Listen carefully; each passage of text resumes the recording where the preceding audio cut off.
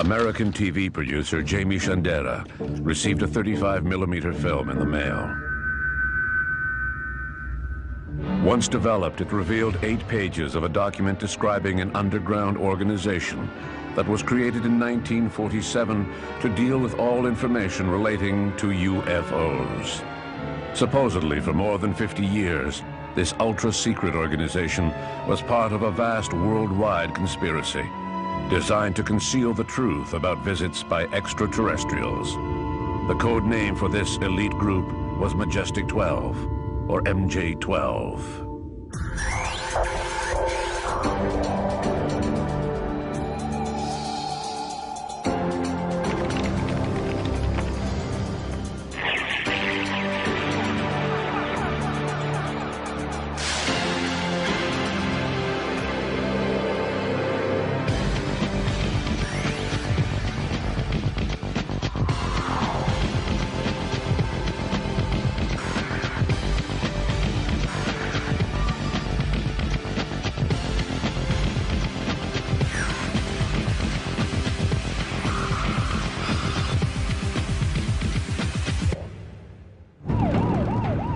Just how long do you think a worldwide conspiracy can be kept secret from the entire population?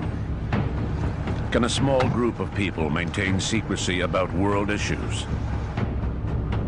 Where does the disinformation end and the conspiracy begin?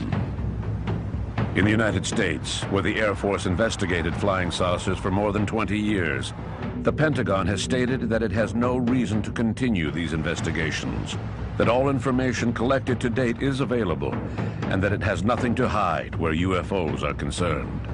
Not everyone agrees with this statement. Through legal means, American UFO experts have forced several government agencies, such as the NSA, CIA, and FBI, to release hundreds of pages of documents which they had previously claimed did not exist. If we add to these lies rumors of recovered spaceships and intimidating men in black, then the idea of a worldwide cover-up doesn't seem so far-fetched. But is there any truth to these rumors? In 1989, a man named Robert Lazar came out with wild speculations regarding secret military facilities in the Nevada desert, the legendary Area 51. Alors Robert Lazar est un personnage assez critiqué, même extrêmement critiqué. Bob Lazar has received a lot of criticism.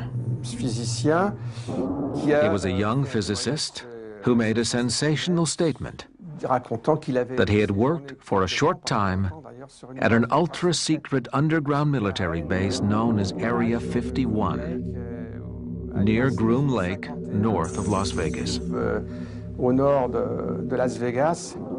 Et he claimed that he had been hired to study the recovered spaceships. I think perhaps the most controversial claims were those of Bob Lazar, who claims he was a nuclear physicist taken to a secret base 15 miles south of Groom Lake at Papoose Dry Lake, and asked to work on the part of the propulsion system of an alien vehicle. Unfortunately, Bob Lazar claims he is a nuclear physicist. That's absolute nonsense. He doesn't have any degrees of any kind whatsoever. And when Stanton Friedman asked him basic questions about physics, known in high school textbooks, he was unable to answer them. But Lazar's problems were more than academic. In 1990, he was arrested and charged with pandering. In the field of investigation, it is said that information is only as reliable as its source. Robert Lazar's credibility is rather doubtful. But thanks to him, it became public knowledge that odd things were happening at Area 51. Several films were produced by amateurs near Groom Lake, showing bright objects performing aviation maneuvers that were out of the ordinary. Were these objects the byproduct of alien technology? Since the Groom Lake facilities were built in 1954 as a result of an agreement between the CIA and the Lockheed Aviation Corporation, they have been used to develop secret aircraft such as the U-2, the SR-71 Blackbird, and stealth aircraft such as the F-117A and the B-2 bomber. These days, with an increase in the use of unmanned aerial vehicles, or UAVs, aircraft capable of performing feats that are impossible for conventional aircraft, it's only natural for us to wonder about the object seen over Area 51. The rumor still persists that the military secretly recovered an alien spaceship and used it to make technological advances. Shortly before he died in 1998, Colonel Philip Corso, a retired American military officer, published a book called The Day After Roswell. Corso described how the Army tried to make technological advances using a spaceship that was recovered in 1947 near Roswell, New Mexico. According to his story, at one point, his boss at the Pentagon, General Trudeau, gave him UFO remnants that had been stored in an Army locker. I've intentionally mentioned that it was the Army, since it seems that it was mostly the Air Force and perhaps the Marines who led the secret operations. The Army was more behind the scenes. Maybe they had wanted to play a role at that point. So Trudeau gave these remnants to Colonel Corso to play around with and try to find some use for. They decided to pass the remnants on to a few laboratories very secretly, with the instructions to do what you want with this, try to find some way of using it, and patent your ideas. One thing that was supposedly developed using alien technology was the transistor. Unfortunately, upon checking with the patent office, we discovered that these semiconductors were patented well before the Roswell affair.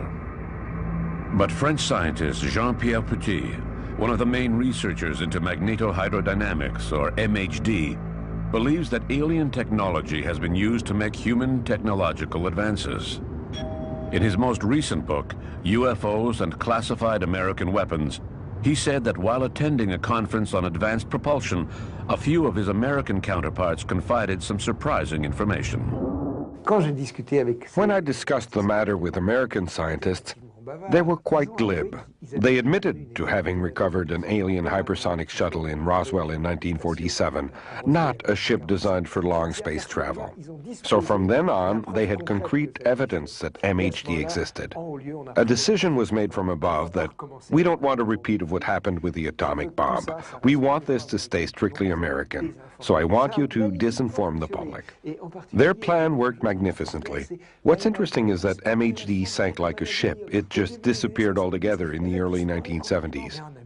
In the US, they had developed it in Area 51 in an ultra-secret underground laboratory. I went to Berkeley to give a lecture in 1987 at the invitation of my friend Tony Oppenheim, who worked for the Department of Fluid Mechanics. In the back of the room sat a Professor Kunkel, who was constantly fidgeting. And Oppenheim said to Kunkel, "Why were you so fidgety during the lecture?" And Kunkel replied, "I'm very embarrassed because a lot of what that Frenchman was saying is actually being studied in secret labs here in the United States, like Lawrence Livermore Laboratory. But here it's such a secret that I'm not even authorized to talk about it." Here he was seeing this French scientist casually explaining MHD to second-year students when it was supposed to be top secret in the United States. So it was a bit of a blunder. That's why the Americans were laughing. As people from Brighton told me, our military secrets are in your comic books. As it turns out, the information on MHD was not the only thing that was revealed to Professor Petit. He also learned that Americans supposedly had a torpedo capable of traveling 2,000 miles per hour and a hypersonic airplane capable of orbiting Earth. What's more, the U.S. had allegedly already sent manned flights to Mars. The scientist believed all of this information without hesitation. What if Jean-Pierre Petit was merely the victim of a disinformation scheme, like those accredited to the mysterious Men in Black? Among the favorite topics of conspiracy theorists is the strange Men in Black, who first appeared under rather odd circumstances. Dans les années 50, in the 1950s, other than UFO experts who belong to what we might call serious mainstream groups, it's hard to qualify groups like that, but some published books at the beginning of the UFO movement, so we might call them serious. Anyways, other than those serious groups, smaller groups popped up as well, one of which had a memorable character named Gray Barker. Gray Barker was an American who became interested in flying saucers in the early 1950s. He joined a small group on the East Coast led by UFO expert Albert Bender. This was about the time that the smaller groups were being created, when the article by Kehoe was published, and articles on the subject were appearing in major newspapers. A lot of people began thinking, hey, I'm interested in that too. I think I'll start my own group, or I'll publish a fan magazine, or I'll write books on the subject. In actual fact, not too many people wrote books. Most wrote bulletins. So there were quite a few small groups. Gray Barker joined a group that claimed to have contacts around the world. Each time that someone wrote to them, the person would become a contact, so their network spread quickly. And then something odd happened to this group. Its president, Al Bender, suddenly dropped all of his activities. This was a mystery to his friends who wondered what had happened. He told them that he had been visited by 3 mysterious men in black who told him to drop his interest in the subject. Apparently, he was too close to the truth, which made him a dangerous element, and these men had come to intimidate him and tell him to drop the subject. These men were dressed in black, wore felt hats, and drove a Cadillac just like the stereotypes seen in the movie of the same name, Men in Black. This was the first report of the Men in Black. Unlike Bender, Gray Barker decided not to drop the subject, and he decided to investigate the matter. In 1956, he wrote a book called They Knew Too Much About Flying Saucers, which was the first book written on this subject. Since then, the Men in Black have become a known element among UFO circles, although the subject remained on the fringes for a long time. Most ufologists did not take the matter seriously. These Men in Black were not attention grabbers like UFOs, which were a more serious issue, a more scientific matter. But the idea persisted over the years, and now the public in general has heard of Men in Black thanks to Hollywood. In his book, Gray Barker gave the impression that these Men in Black might be federal agents, specifically FBI agents. That inference did not go unnoticed. In January 1959, the Federal Bureau of Investigation told its Chicago agents that it wanted a copy of Barker's book. They Knew Too Much About Flying Saucers. Upon investigation, Edgar Hoover's men concluded that the FBI had not been involved in what happened to Albert Bender. Could someone else be interfering? Gray Barker publie son livre en 1956. Gray Barker published his book, They Knew Too Much About Flying Saucers, in 1956. Over the next few years, several UFO experts visited Al Bender in the hopes of hearing his version of what had happened. But he remained silent. He didn't say anything or do anything. In 1958 or 1959, he wrote an article on so-called revelations, but his article didn't really reveal anything. It just described how he had been harassed for years. In 1962, Gray Barker published a book which was a manuscript prepared by Bender telling his version of the story. The UFO community was disappointed, since this book did not reflect what Barker had said in his first book. The Men in Black were neither government agents nor fifth-column aliens. They were aliens based in the Antarctic. The story was nothing more than really bad science fiction. Most people I've spoken with in UFO circles believe that it was nothing more than fiction, and bad fiction at that, since he was claiming that these beings would materialize in his home out of thin air. They were male and female beings. In fact, Bender's manuscript even contained stories that bordered on eroticism. He claimed that the aliens took him to their base. They told him that they had come to Earth because our water contained some element that they needed for their planet. Supposedly, they headed back to their planet in 1960 or 1961, and that was when Bender could finally reveal his secret. Up until then, the aliens had been telling him, "Don't talk about this."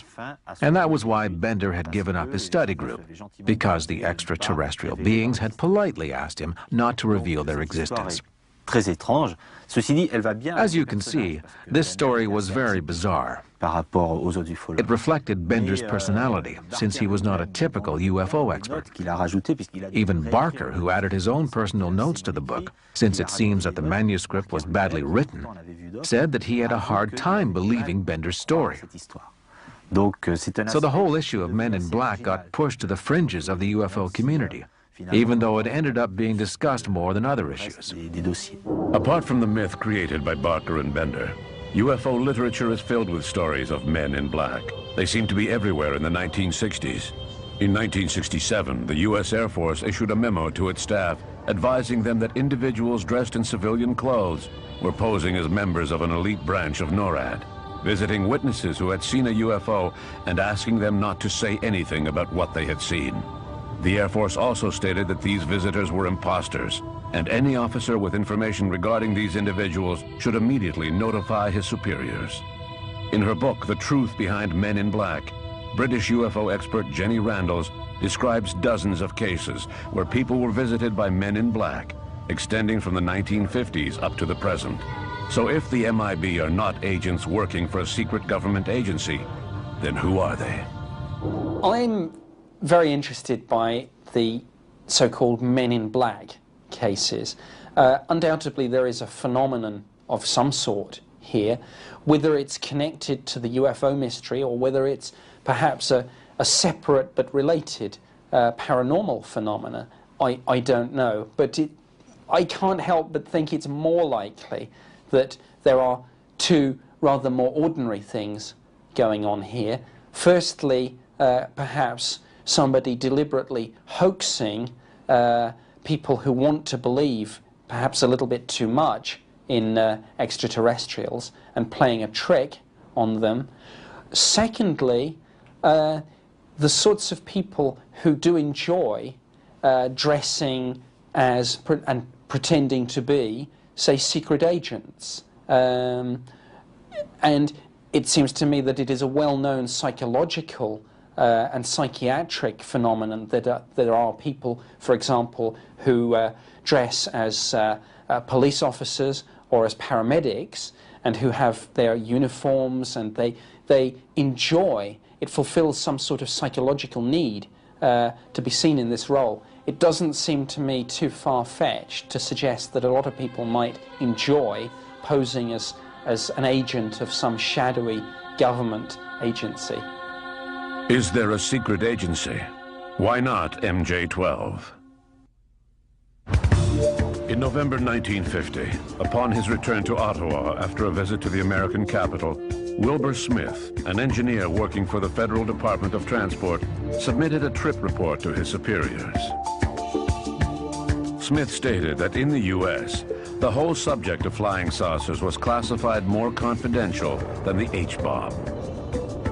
And a group had been set up to study them, led by Dr. Vannevar Bush, President Truman's scientific advisor. Rumors of this secret group charged with studying flying saucers have persisted to this day. In the early 1950s, Captain Edward Ruppelt was director of Project Blue Book, an American committee set up to investigate UFOs. In his book, Reports on Unidentified Flying Objects, he explained that during his term as director, he had the feeling that a secret organization was also working on the same subject. What was this mysterious organization? There are many MJ-12 documents. One of the documents that first came was the Eisenhower briefing document, and that arrived at the home of Jamie Chandray in the form of 2 rolls of undeveloped film, or maybe 1 roll of undeveloped film with 16 frames. But each of the frames sets now are in the possession of 2 people. One of them is Bill Moore, and the other is Jamie Chandray. They were identical sets, and I was able to get a copy of one of the sets from Jamie Chandray, which includes the famous Truman-Forrestal memo, which was the 1947 memo that presumably kicked off the Majestic 12 program. The first 6 pages, apparently written in November 1952 and addressed to President-elect Dwight Eisenhower, were basically a briefing note describing the objectives of a project named Majestic 12, or MJ-12. This was followed by 2 pages of appendices and a memo dated September 24th, 1947, signed by the President at that time, Harry Truman. In the memo, the President authorized Secretary of Defense James Forrestal to proceed with an operation referred to as MJ-12, with the assistance of Dr. Bush, the White House's scientific advisor. The documents were stamped top secret, magic, and eyes only.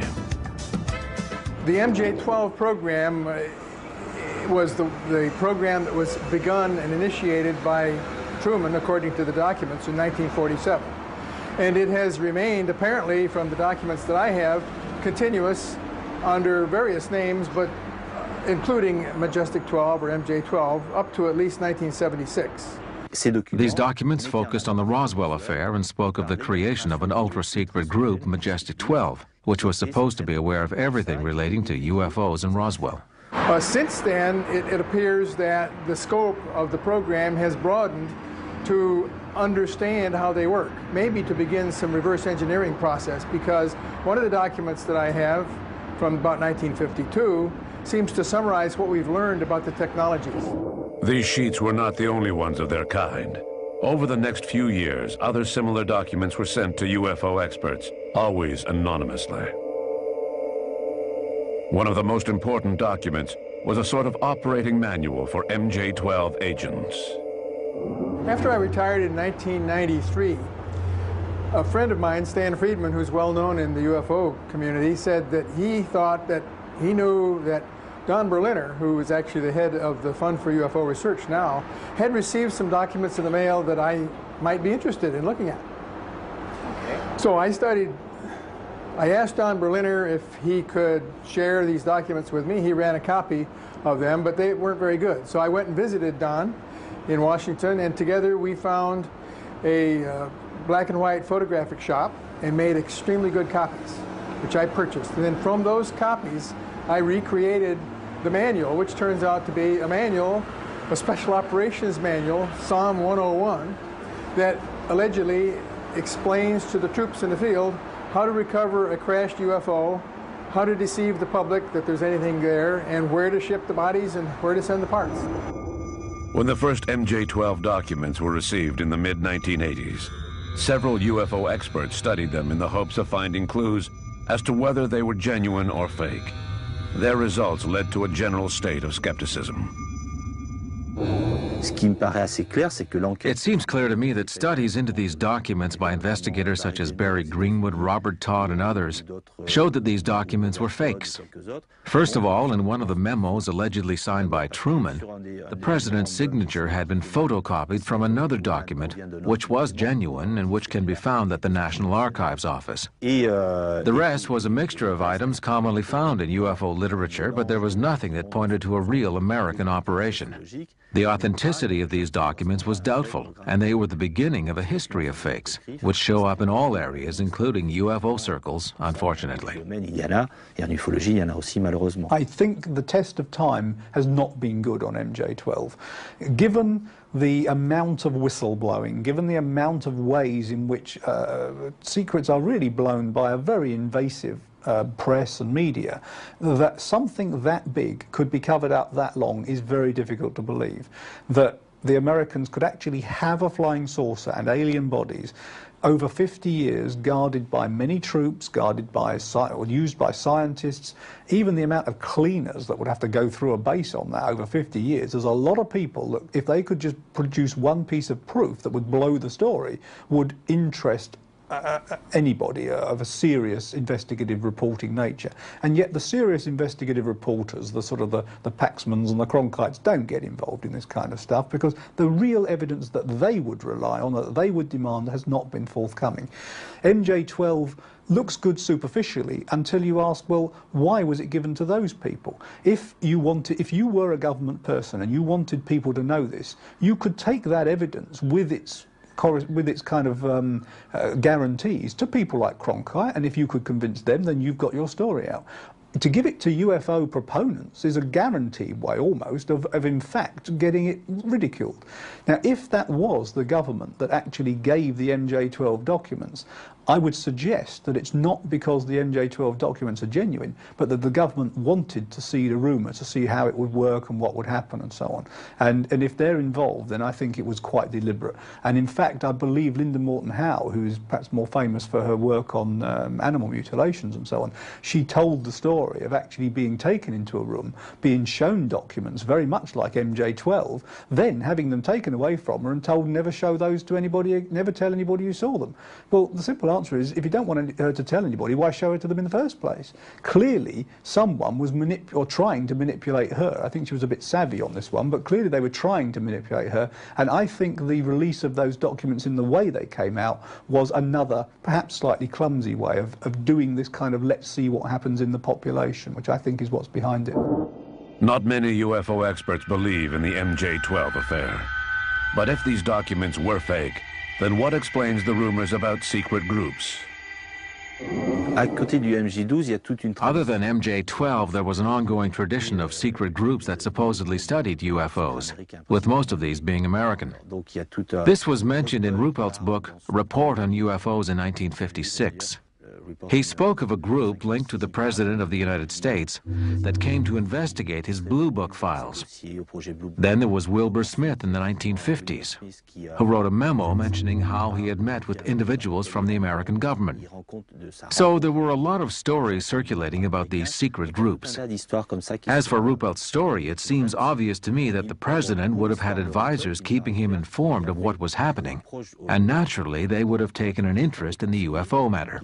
We know that Americans studied UFOs. However, there are enough records available in public archives now for us to cross-check information. And I don't get the impression that there was a group spending all of its time on the matter. At least, it doesn't seem very likely. It's possible that there were times when the subject was particularly sensitive, like during the wave of sightings in 1952 when UFOs were flying over Washington, and the President would have said to his advisors, I want to report on this. I want to know what's going on. Also, during periods of tension with the Russians, the U.S. government might have been interested in certain matters. That's highly likely. But there's been no ongoing effort since then. And what's important to remember is that these individuals did not have the answers. That's important. In any conspiracy theory, there is a tendency to think that people in power know everything about the matter. The attitude is that they've known everything from the start. My impression is that they were just as lost as everyone else, and they were asking themselves the same questions. So it's hard to imagine that they worked continually on the UFO issue, unless they found something along the way, which doesn't seem very likely. Obviously, they asked themselves the same questions as everyone else, but they didn't find any answers. And UFOs were not their #1 problem at the time. They had other fish to fry. If UFOs had been clearly linked to the Russians at the time, then it would have been a highly sensitive matter. I'm sure it would have occurred to them, but they would have eliminated that theory. UFOs were neither aliens nor Russians. They tended to have the attitude that it's only a pop culture phenomenon. Psychologists succeeded in calming down the population. It was a time when people were still strongly superstitious, although that tendency was starting to fade. It was easy to sweep the problem under the carpet. It is my belief that something like that type of organization has existed, and whether or not something like that still exists, I'm not as certain, but I'm willing to guess that it probably does. I say this on the basis of a variety of statements made by former Air Force officer Edward Ruppelt, who I think alluded to the existence of such an organization.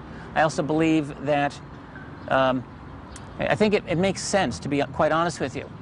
You know, let us play a little historical game, and let's pretend that the year is 1947 and that your name is Harry Truman. And let us just say for the moment that you indeed have information or even possibly technology that is alien in origin. What would you do? Certainly we know that in 1947 the United States did have a monopoly of very important technology, and that was nuclear technology. In 1947, the United States had a monopoly of working nuclear bombs. And at that time, the entire rest of the world was pounding at the door of the United Nations, basically wanting the U.S. to make nuclear technology public under the control of the UN. And the United States' answer at that time was absolutely no way. We know this.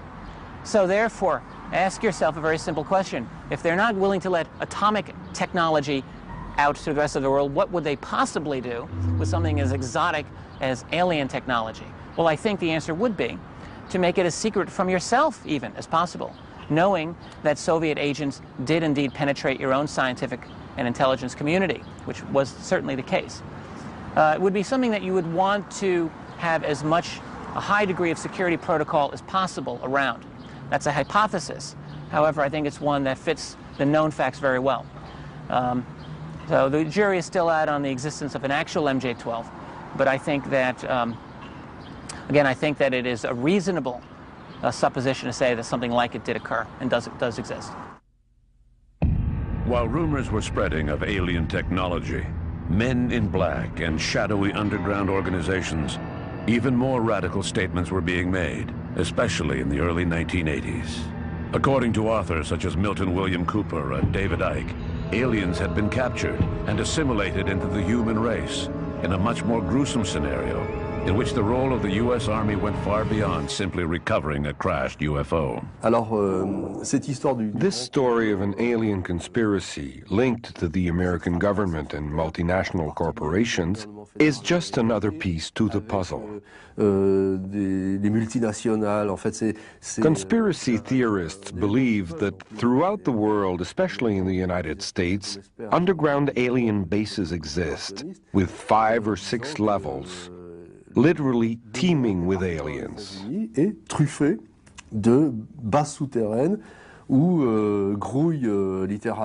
Allegedly, there are thousands of aliens living in these bases, and their only goal is to use humans, raising them like cattle for reproductive research, or interbreeding races to create aliens capable of living among humans without being noticed. I recently met individuals who were convinced of this theory. These people seem quite normal and friendly on the surface, but then they get into a state of extreme paranoia when they become convinced that the enemy is everywhere. In their minds, walls have ears, and we are being watched at all times. And worst of all, there has been an infiltration from outer space, with the consent of governments and major financial institutions throughout the world.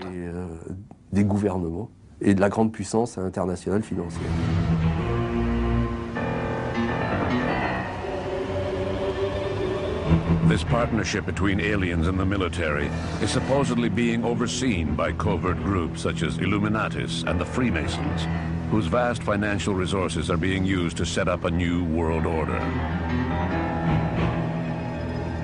Luckily, this belief is only supported by militants who use UFOs as an excuse for inventing the worst scenarios possible.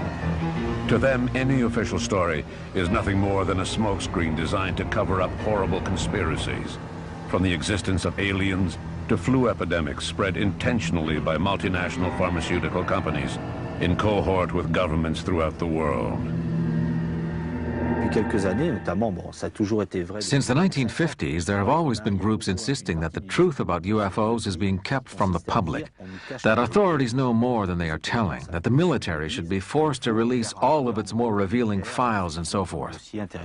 Over the past couple of decades, these cries have gotten louder, especially in the United States, where they have been taken up by individuals close to the military, right-wing groups who tend to interpret everything in terms of a conspiracy theory. A few UFO experts are very interested in these conspiracy theories, which raises 2 points. Obviously, a debate surfaces over what is acceptable and what isn't in the case of a controversy. Also, is it necessary to associate yourself with these types of people and theories to be considered credible? Of course not. It's like saying that to be a politician in France, you have to join the National Front Party. That's not a very pleasant perspective. Extremist views risk damaging what little credibility has been gained to date in the field of ufology. I think that some people are just too gung-ho. They reach a point of no return and gradually lose touch with reality.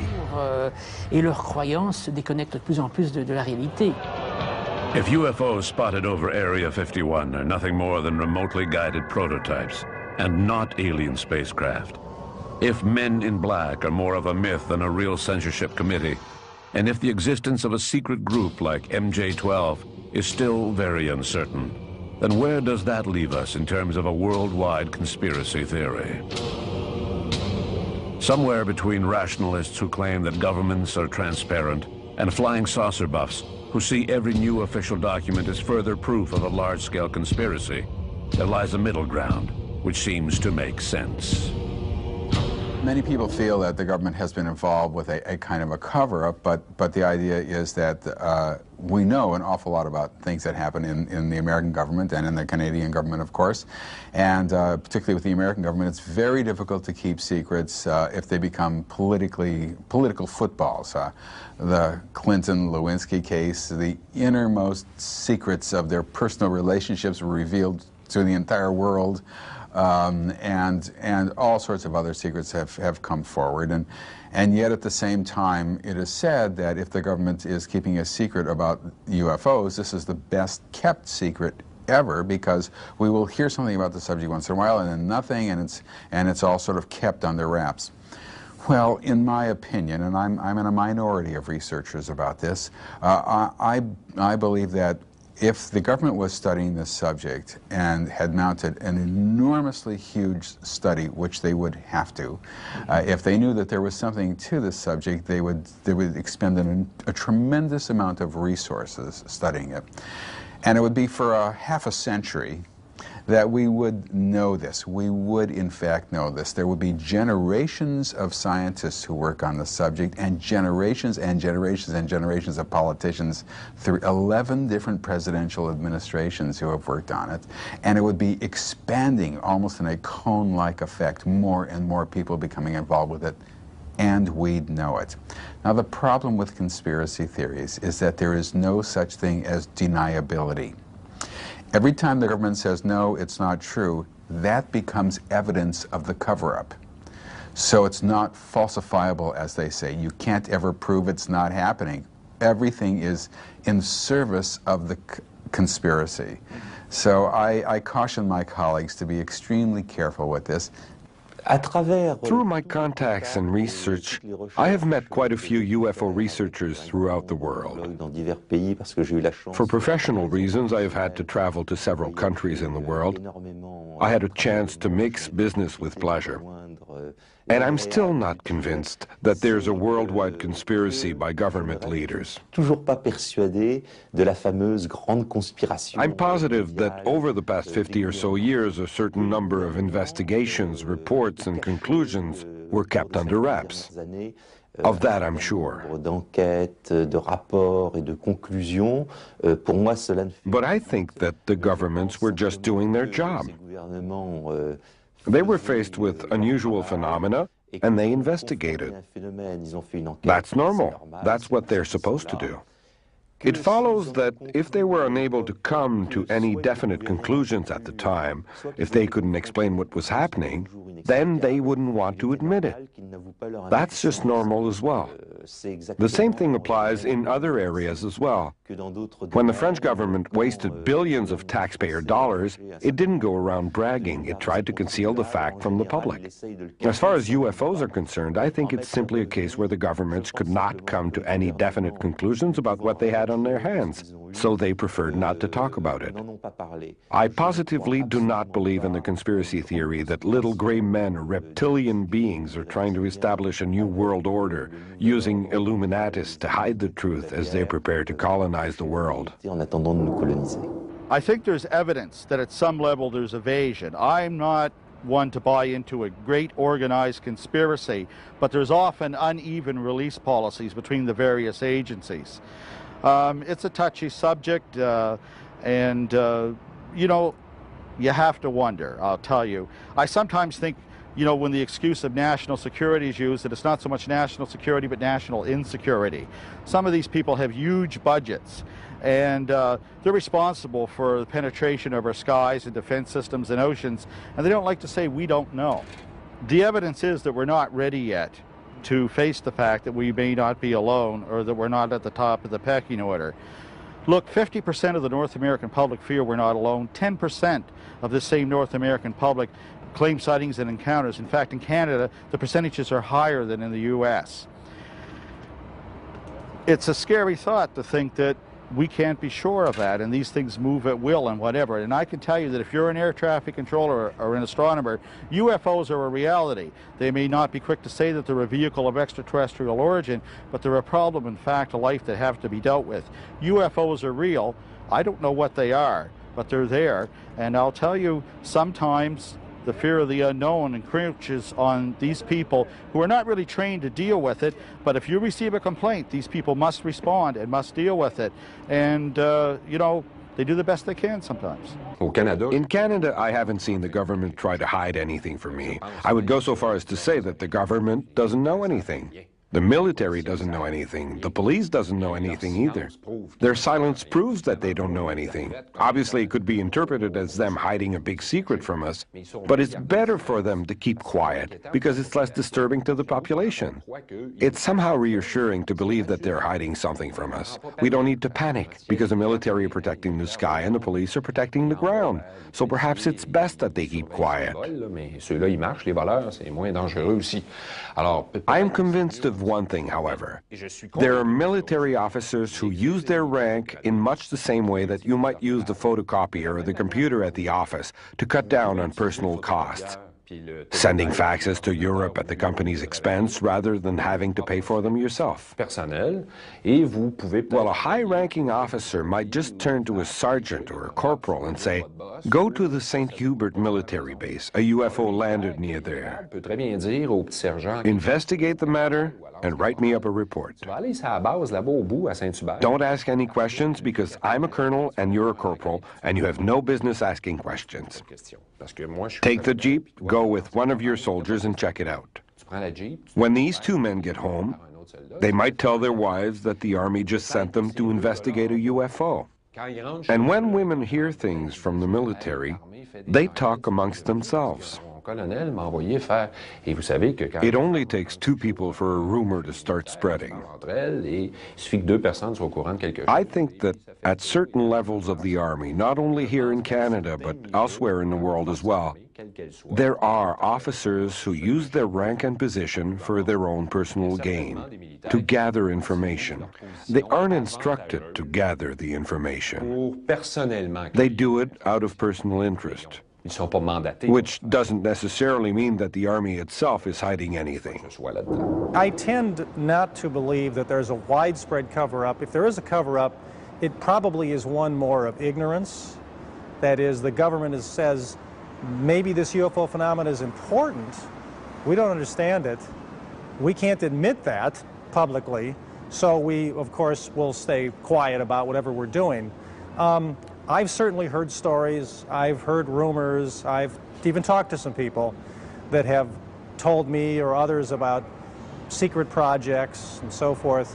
I've never come across any evidence that absolutely convinced me that there is a cover-up. I have come across evidence, though, that has shown that the U.S. government has done a miserable job at studying the phenomena and was greatly affected, for example, by the Cold War and the American policies, the government policies that basically said secrecy was critical in all aspects of the military and industrial complex because of our Cold War with the Russians, Soviets. And this affected their attitudes toward UFOs because it turned out that UFO sightings might have been exploited for psychological reasons, possibly they thought by the Soviets and other things, so that what really should have been an open scientific study about UFOs was turned into something else by other factors, these social factors, I think, and political factors. While it cannot be denied that governments are not always forthcoming when it comes to information about UFOs, there is also no proof of a vast cover-up operation. In a lot of cases, it's clear that information was kept secret due to the fear that reigned during the Cold War, the fear of a Russian invasion. We must be wary of wild rumors and documents whose meaning has been misconstrued. On the other hand, it's clear that for more than 50 years, there has been an ongoing campaign of disinformation where UFOs are concerned. The confusion has not been caused by shadowy secret services or elite branches of the government. No, in this game of true or false, the threat comes from within. After having promoted sensational stories over and over that could not be proven, the more zealous ufologists have muddled the subject of UFOs more than all government agencies combined. With total disregard for the facts, and often with a blazing desire to make their point, these militants have not hesitated to alter facts or completely ignore certain details to justify their cause, which just goes to show that when it comes to mixing up the truth, we do a good job of it ourselves.